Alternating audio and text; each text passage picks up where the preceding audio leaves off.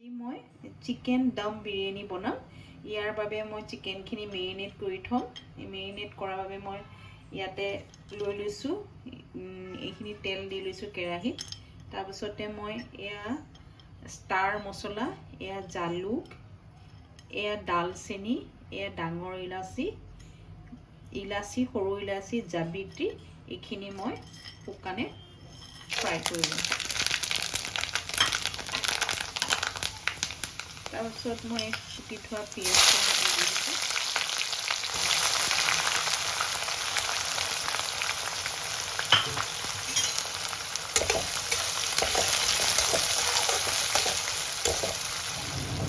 চিকেনখিনি অকণমান কৰাৰ পিছত মই এয়া পিঁয়াজ, ফ্ৰাই পিঁয়াজ পেষ্ট কৰি লৈছিলোঁ, এইখিনি মই ইয়াতে দি দিম।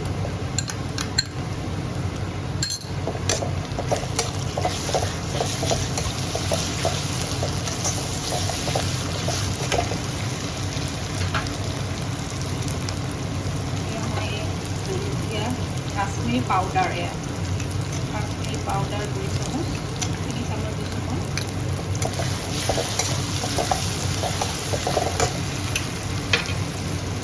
আৰু এয়া মই জলকীয়া গুড়ি দিছোঁ, অলপ জ্বলা হ'বৰ বাবে।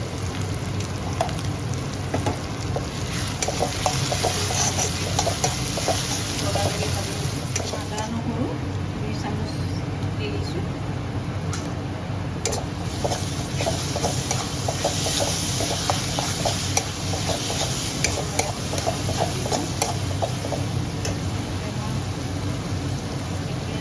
অকণমান জ্বলা হ'লে ভাল হয় কাৰণে মই 1 চামুচ জলকীয়া পেষ্ট দিছোঁ। বিলাহী মই 2টা কাটি থৈছিলোঁ, মিডিয়াম চাইজৰ 2টা বিলাহী দি দিছোঁ।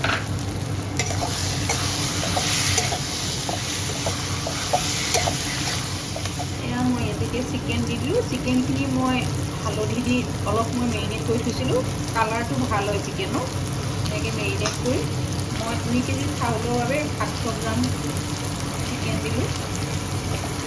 চিকেনখিনি ইয়াতে দি এতিয়া মই জাষ্ট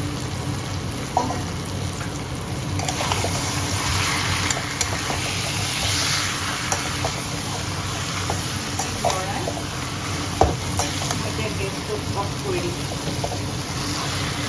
অফ কৰি দিয়াৰ পিছত মই এতিয়া 1 কাপ এনে দৈত বিৰিয়ানী মছলা মই ইয়াতে মিলাই লৈছিলোঁ 5 চামুচমান। এই মছলাখিনি মই এতিয়া চিকেনখিনিৰ ওপৰত এনেকৈ দি দিম। গেছটো অফ কৰি ল'ব।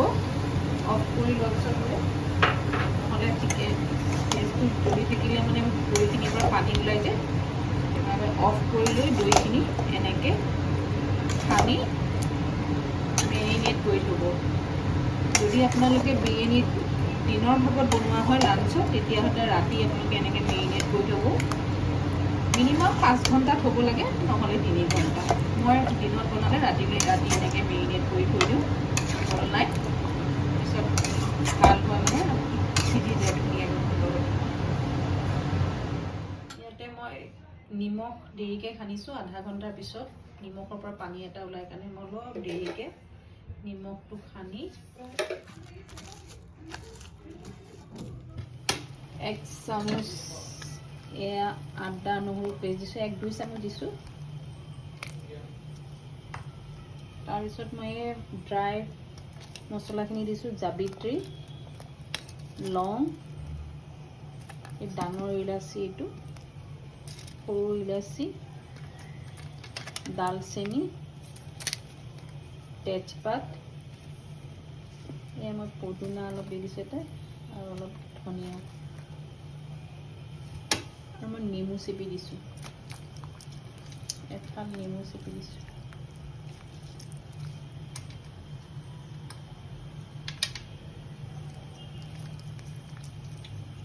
নেমুটো চেপি দিলে এইকাৰণেই দিছোঁ যাতে চাউলখিনি মানে একদম ফৰফৰীয়া হৈ থাকে, একদম বোকা হৈ থাকে নেমু চেপি দিলে। সেইবাবে মই নেমু চেপি দিলোঁ। ইয়াতে নিমখ মই আন্দাজ অনুযায়ী ইয়াতে নিমখ দিলোঁ অলপ।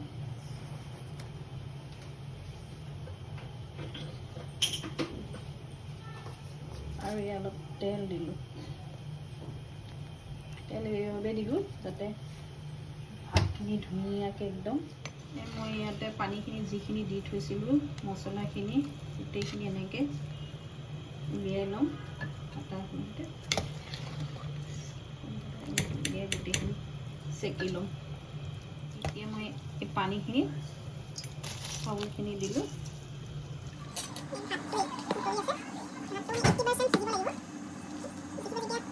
ভাতটো চাউলখিনি এনেকৈ চাব এনেকৈ হাতেৰে ভাঙি চাব এতিয়া ভাঙি যাব এতিয়া অকণমান বাকী আছে ভাঙি পেলাই জানিব এইটো চাউলটো সিজিছে আৰু হৈছে আৰু চাউল সিজোৱা এতিয়া মই এইখিনি পানীটো কাঢ়ি ল'ম ৰাতি মেৰিনেট কৰি থৈছিলোঁ চিকেন দম বিৰিয়ানীৰ বাবে এতিয়া মই ইয়াতে চিকেনখিনি দি দিম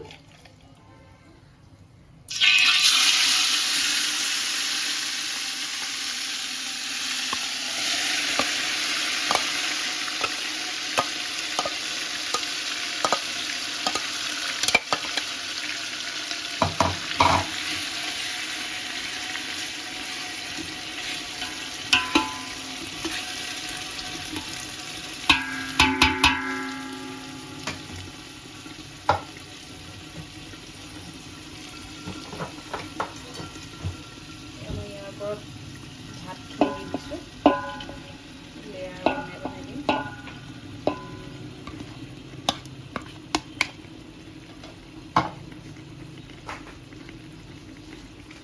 এনেকৈ ভাতখিনি দি পেলাই এনেকৈ বহলাই ল'ব এনেকৈ পেপাৰ এখনে দি দিলে তেতিয়া ধুনীয়াকৈ চব পিনে মিলি যায় ভাতখিনি এনেকৈ ফ্ৰাই কৰা পিঁয়াজ এনেকৈ ফ্ৰাই কৰি থৈছিলোঁ মই ইয়াৰ ওপৰত এনেকৈ দি দিম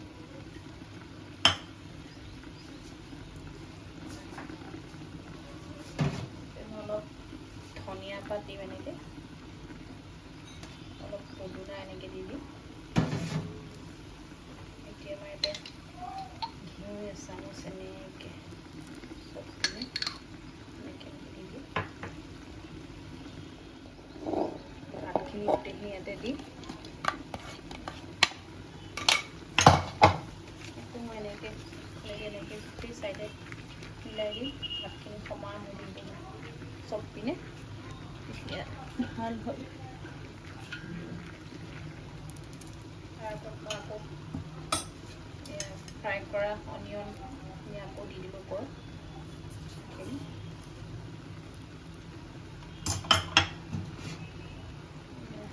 পদুনা ধনিয়া পাত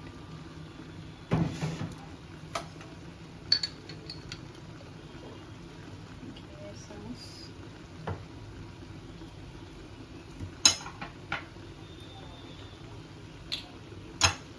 বিৰিয়ানি এসেন্স 1 চামচ এনেকৈ দি দিলোঁ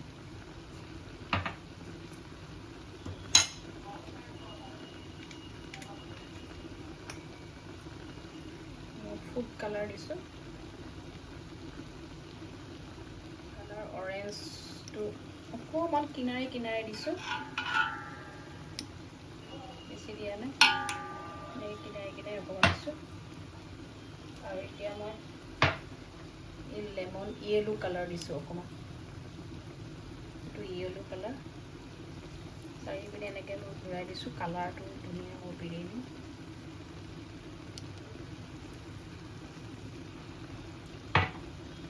তাৰপিছত মই এতিয়া অইল দি দিছোঁ অলপ ৰিফাইন দিলে কি হয় বিৰিয়ানীখিনি ধুনীয়া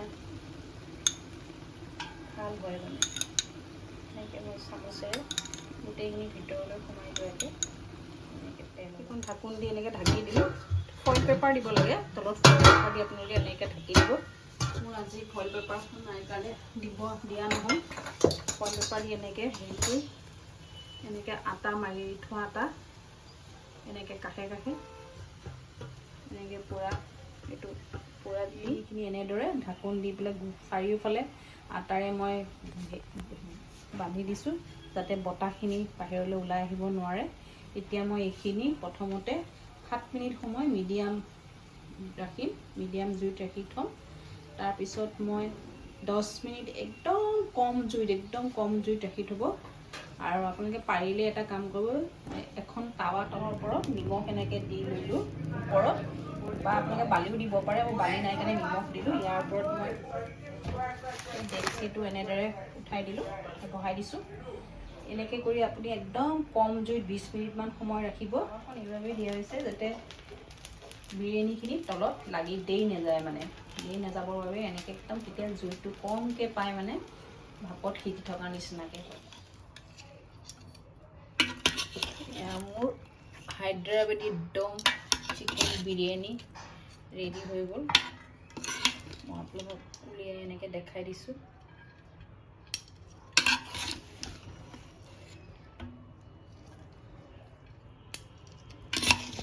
কালাৰ কি মস্ত আহিছে।